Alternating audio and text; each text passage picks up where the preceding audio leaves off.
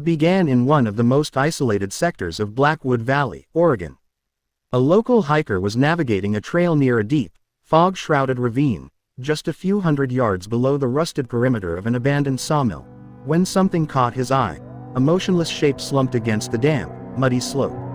Approaching cautiously, he discovered a horrific scene. It was a mutilated body showing signs of post-mortem desecration, with its right hand completely severed from the wrist by a clean, surgical cut. Due to the remote location and the torrential weather, it took more than 2 hours for the local sheriff's department and forensic units to navigate the rugged terrain and fully secure the scene.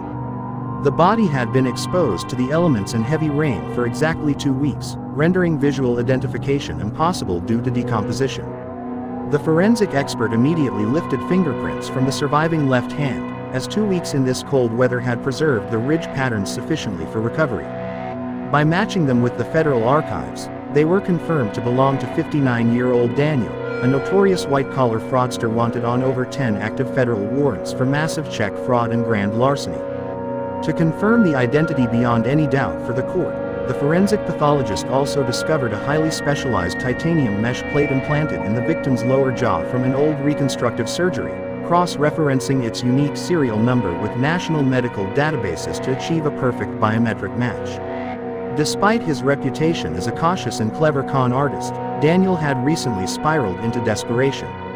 He had lost the vast majority of his stolen wealth and drowned in massive debt due to a severe, hidden addiction to illegal online gambling. Stripped of his fortunes and terrified of both the FBI and his creditors, Daniel began living under aliases. He started frequenting a small-town barbershop in a secluded area, disguised in a hairpiece and altered appearance. There, under immense psychological exhaustion, he eventually let his guard down, venting to the local barber, Mark, about his catastrophic ruin and his desperate need to find a secret route to smuggle assets out of the country and disappear permanently. During a meticulous sweep of the area near the abandoned sawmill overlooking the ravine, forensic investigators noticed fresh, amateur excavations dug into the waterlogged earth, alongside remnants of rare, burnt black wax in a corner of the mill. The dark truth began to solidify when the department's forensic anthropologist noted that the surgical precision of the severed hand perfectly aligned with the ancient occult practice known as the Hand of Glory myth.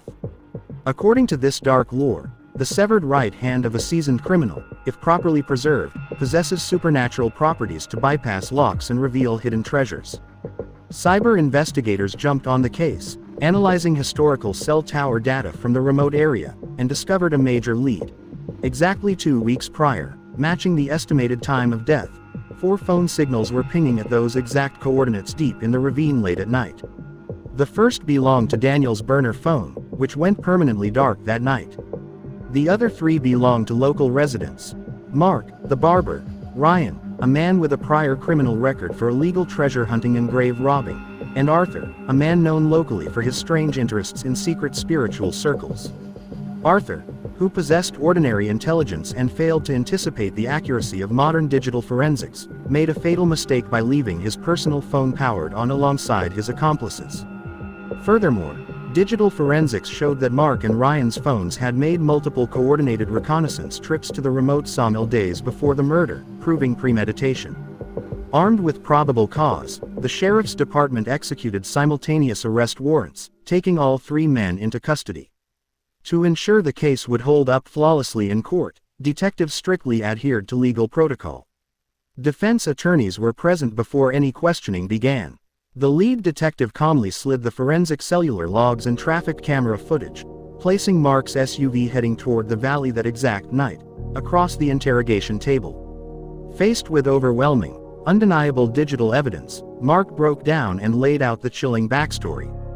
He confessed that Arthur, the mastermind driven by superstitious ideas, had convinced them that a massive hoard of colonial gold was buried beneath the foundations of the old sawmill. Arthur claimed the gold was protected by a spiritual curse that could only be broken by using the Hand of Glory from a professional criminal. Since Daniel had foolishly confessed his criminal past to Mark, Arthur deemed him the perfect sacrifice. Mark and Ryan lured the desperate Daniel to the site under the pretense of showing him a map to a hidden underground tunnel used by smugglers to move money.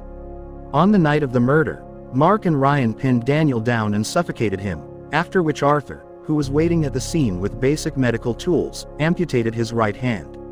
In the second room, also in the presence of counsel, detectives confronted Ryan with Mark's detailed video confession and the GPS data pinning him to the fresh excavation sites. Realizing his partner had completely turned on him, Ryan signed a full confession, thoroughly implicating Arthur as the mastermind. Armed with these legally airtight, interlocking confessions and the supporting digital evidence, a judge signed an emergency search warrant for Arthur's residence. A tactical team raided the home, uncovering ritual tools and occult books in his basement. However, the definitive piece of physical evidence was discovered hidden inside a small refrigerator, a sealed glass jar containing a concentrated saline solution in a freezing environment, inside of which was Daniel's severed right hand. It had been preserved in this primitive manner to prevent tissue decomposition before the scheduled ritual. Furthermore, investigators recovered ordinary, amateurish encrypted text messages from Arthur's phone, explicitly instructing Mark on how to exploit Daniel's trust and lure him to the mill. With a flawless chain of custody, verified fingerprints, digital tracking, and legally recorded confessions, the case naturally made its way through the justice system. The three defendants were formally indicted on charges of first-degree murder, conspiracy, and desecration of a corpse. They are currently held in a maximum security facility, awaiting the final verdict expected to be handed down within the coming weeks, where they face a guaranteed sentence of life without the possibility of parole.